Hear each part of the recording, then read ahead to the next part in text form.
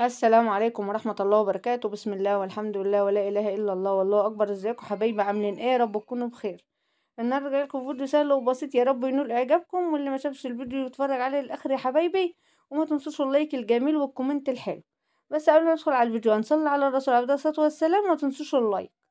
بصوا بقى يا حبايبي، انا بقول لكم ازيكم وحشتوني.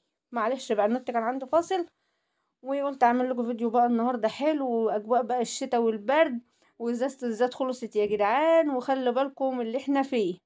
صفيها، اوعي تسيبي فيها حاجه، اوعي تعيط. تعالوا بقى يا حبايبي، جبنا ايه حله كده على النار، وحطينا فيها شويه من الزيت. وتعالوا اول حاجه نبتدي بيها نولع على الرز بتاعنا. هاخد نص حبه من البصل، والبصل ده نستخدمه بقى في كل حاجه. بس صلى على الرسول عليه افضل الصلاه والسلام، واكتبوا تعليق حلو، واتفرجوا على الفيديو للاخر، وشاهدوا الاعلانات كده.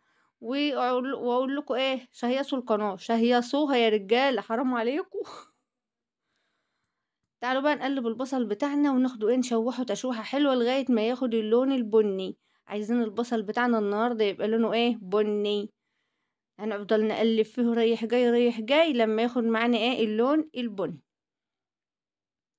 وهنضيف عليها اضافات برضو حلوة، وهنعمل رز طعمه مقولكوش تحفة. طعمه بجد مقولكوش كده حاجة كده عسل.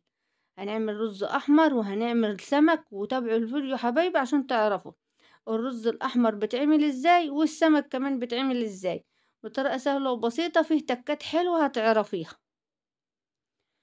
لا اله الا الله. انا بفصل الكاميرا وبرجع لكم. اهو بدأ يعني بصوا بدأ معايا البصل بتاعي ياخد لون. قلبي، كل ما ياخد لون قلبي فيه. احنا النهارده بنحمر البصل، لان الرز بياخد طعم حلو لما تحمر البصله دي، بيدي طعم جميل جدا. لا اله الا الله. الجو برد، واحنا عارفين انتوا عارفين اكلة السمك اللي هي في الصينية بتبقى حلوة لما تعملها في البرد. احلى اكل تكليف الشتاء السمك الصينية والرز الاحمر ده، بيبقى جميل قوي. حطينا توم وشوحناه وضفناه ايه بالطريقة ديت، وقعدنا ايه نشوح فيه كله احمر بالشكل ده. شوفوا اللون، تحفة بجد. قلبي قلبي. اهو ادي التوم، بنحطه اخر حاجة لان التوم ما بتحرقش، خلوا بالكم. وبعد كده على طول على طول على طول هنزل ايه بالطماطم. التوم بتاعي ما بيتحرقش، بياخد لون ذهبي عشان ما يدوش مرار. هنزل كده بشفشق طماطم ايه مش ملان قوي اهو. انا ببص وبحط عشان مش عايزه احطه كله. انا مش عايزه اضيف الطماطم كلتها، يا دوب نص شفشق الطماطم كده. خلصت كده الطماطم، وهحط معلقه هرسه شطه في الرز. ايوه في الرز يبقى طعمه تحفه. عايزه رز مشطشط كده وطعمه حلو. وسكر. حطينا شطه، هرسه شطه وسكر وملح. تعال نضيف البهارات بتاعتنا. هنضيف حبه بهارات حلوين كده برضو يخلي معاك الرز بتاع الصيادة عسل. نضيف بقى كزبره وكمون، ورشه من الفلفل الاسمر. يبقى هنضيف كزبرة وكمون ورشة فلفل اسمر وبابريكا، وهنسيب التسبيكة بتاع الرز بتاعتنا تتسبك تسبيكة حلو عشان ما يبقاش طعمه ايه طماطم. دي البابريكا اهي. وهنقلب بقى البهارات بتاعتنا ونسيبها ايه تستوي خالص الاول، يعني بص خليها تتسبك حلو. حبة كركم كمان، ما احنا عايزين بقى ايه نخلي الرز بتاعنا طعمه حلو كده. اهو يبقى حطينا فيه فلفل اسمر كزبره وكمون وبابريكا وحبه من الكركم، وكمان شطه والملح، الشطه والملح بتاعتنا، والبتاع والسكر. الشطه احنا حطينا هرسه شطه، ما عندكش هرسه شطه حط شطه. شوفوا بقى اما اتسبكت، احنا عايزين اللون ده. الرز بتاعنا هيبقى اللون اللي انتوا شايفينه قدامكم ده. غسلت الرز غسيل حلو، وجبت الميه بتاعه الرز بتاعنا على الرز، وكله وهنزل بالشكل ده اهو. يبقى كده خلصنا الرز بتاعنا. تعالوا نقلبه ونسيبه بقى يعيش حياته، وتعالوا نشوف ايه احنا هنعمل ايه تاني. ما احنا لازم نعمل ده وده وده كله في وقت واحد. أنا في الوقت ده كنت ناقعة السمك بتاعي نضفته وسايباه منقوع في ليمون وفي دقيق وفي ملح. يعني السمك بتاعي ما بتنضفيه تحطي عليه ليمون ودقيق وملح وتنقعيه وتسيبيه، بس ما تحطيش خل، الخل يا حبايبي بيهري السمك. هنغطي عليه ونسيبه. الوقت أنا هاعمل إيه؟ التسبيكة. هاعمل شوية التسبيكة الحلوين بتوعنا بقى بتوع الصيادية بتاعتنا. هنضيف برضو شوية من البصل وهنسيب الباقي. هنعمله مرتة بقى للسمك كده، بتبقى مرتة عسل بتخلي السمك معانا تحفة. قلبي البصلة بتاعتك دي لما تاخد لون ذهبي، مش هنحرقها بقى. هنا بقى هنخلي اللون ذهبي مش بني. خلينا اللون بتاع الرز بني، سيبنا بقى من الرز خالص. تعالوا بقى نعمل ايه؟ بصلاية ذهبي، ونحط عليها برضو توم، ونحط عليها هرسة شطة، ونقلبهم لغاية ما نشم الريحة الحلوة بتاعتهم. انا في الوقت ده كنت لا بجيب التوم لا بجيب هرسة الشطة. اهو ما انا مجهزة ده وده جنبي، لان هنستخدمه هنا وهنا، وهنستخدمه كمان في المرق. ادي التوم مع البصلاية. شوفوا بقى انا بشوحها كده تاخد ايه بس لون كده، تدبل بس معايا، تدي ايه طعم حلو. صلوا على الرسول يا حبايبي عليه افضل الصلاة والسلام. والليك الجميل بتاعك يا عسل انت وهي. اهو ودي هرسة شطة. قلبي قلبي. انا مش هكتر في التسبيكة، لان انا هحشي برضو السمك. خلونا كل حاجة في وقتها، كل حاجة في وقتها. أنا طبعا هنا عاينة هرسة الشطة عندي في الفريزر علشان اخد منها بالطلة، فبتبقى ايه يعني جامدة شوية، بس مجرد ما بتنزل على النار خلاص على في الحل. لا اله الا الله ولا حول ولا قوة الا بالله العلي العظيم. شوفوا بقى يا حبايبي، تعالوا قلبوا بقى كده. بصوا اللون دي من اللون ده من هرسة الشطة. ما تفكروش ان البصل احمر، ما احمرش ولا اي حاجة. لون دهبي جميل وزي الفل. نزلت بشفش الطماطم بتاعي. تعالوا بقى ايه، بصوا حبة مية كده اهو. يلا تعالوا نعمل تتبيلة بقى ايه المرتة بتاعت السمك بتاعتنا. هنحط برضو بابريكا، وهنضيف كزبرة وكمون، وبحبة برضو من الفلفل، وفصين حبهان، وورقة اللوري، وطبعا الملح. وهتبقى دي البهارات بتاع السمك بتاعنا. بتضيف حبان، ايوه بنضيف حبهان ومستكة للسمك وفلفل اسمر زي طعم اللحمة والفراخ. وبنضيف كمون، واهم حاجة الكمون مع السمك بتاعنا، والكزبرة الناشفة، وكمان الفلفل الاسمر. وبنضيف بابريكا وكركم. وهنضيف كمان حبة من هرسة الشطة، وتوم برضو مدقوق اهوتي. يعني بصي كل حاجة كده طعميها اهو. يا سلام. والملح، الملح ده لعبتك انت. ما بقولكوش مقدار الملح، لان لا الملح ده تذوق، يعني انتوا مزاجك بقى في الملح.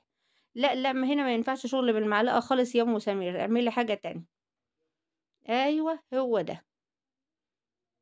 اضحك عليكم؟ ما اضحكش عليكم ابدا. هو الطعم ما بيبقاش حلو الا بالشكل ده.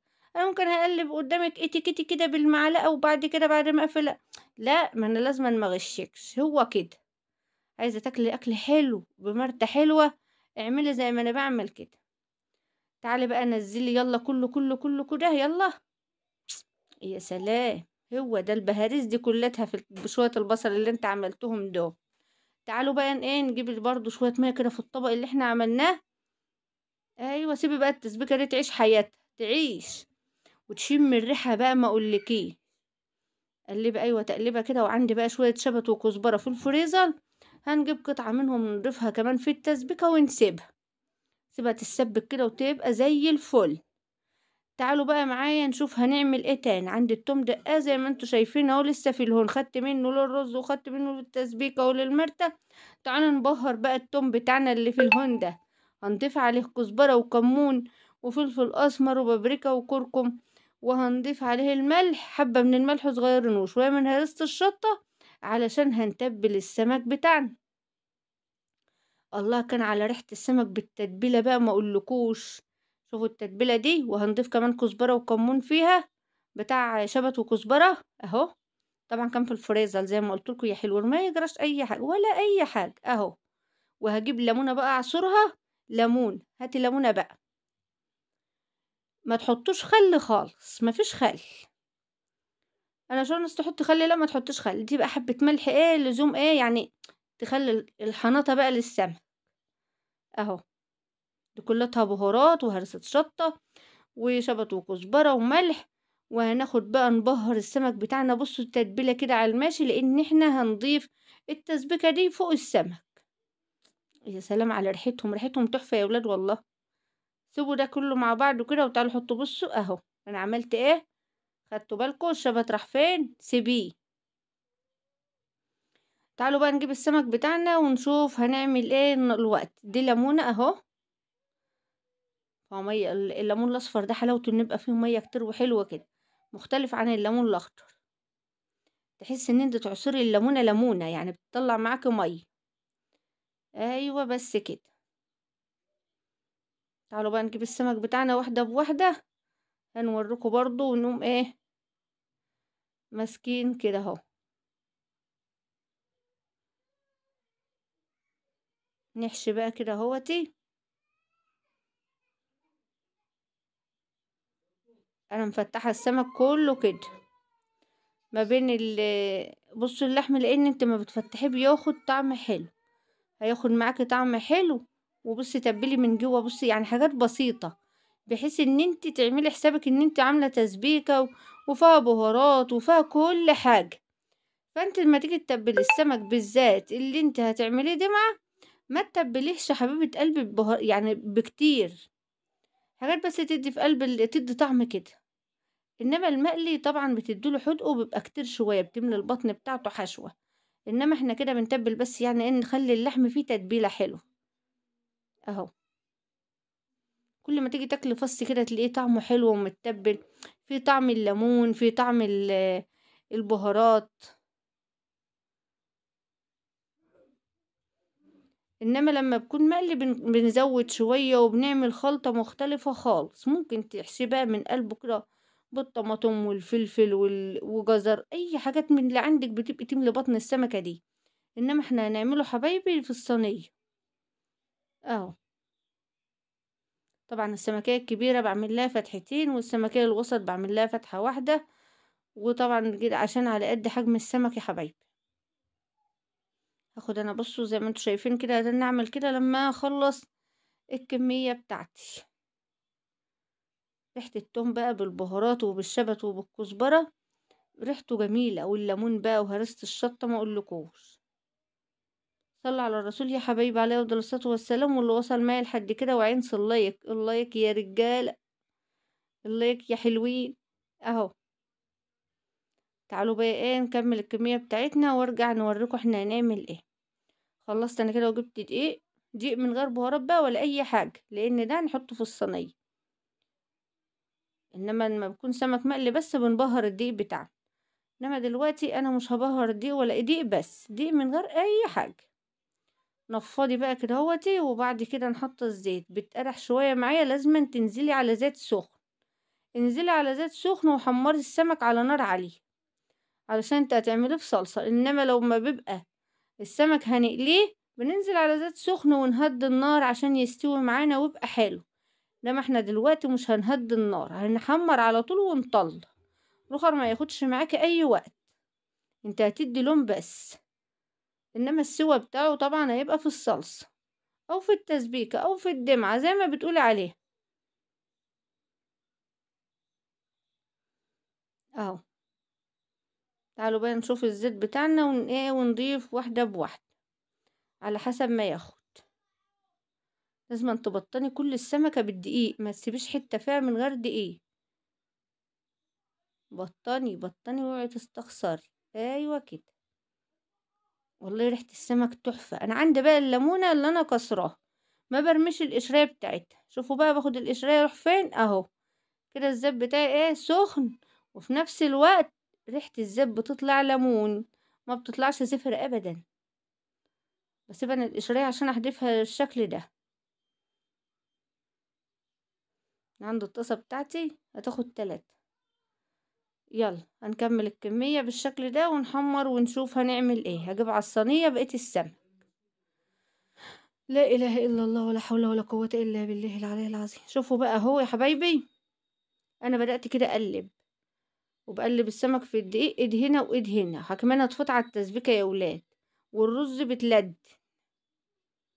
تعالوا بقى ايه نطلع بعد ما خد لون.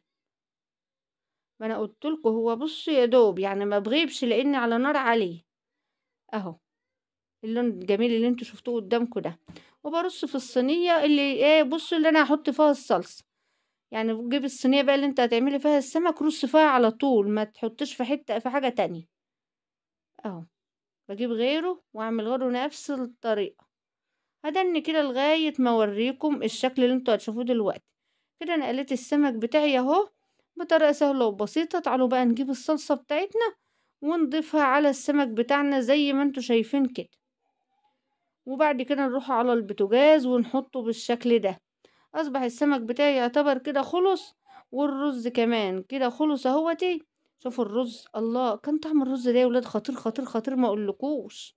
واللي وصل معايا لحد كده ما ينسانش في اللايك والشير وفعل الجرس عشان يوصل لكم كل جديد من مطبخ فتحية فات. واتمنى النهارده يكون الفيديو سهل وبسيط وبيعجبكم. والسلام عليكم ورحمة الله وبركاته. ما تنسوش الاشتراك في القناة يا حبايبي، بحبكم في الله.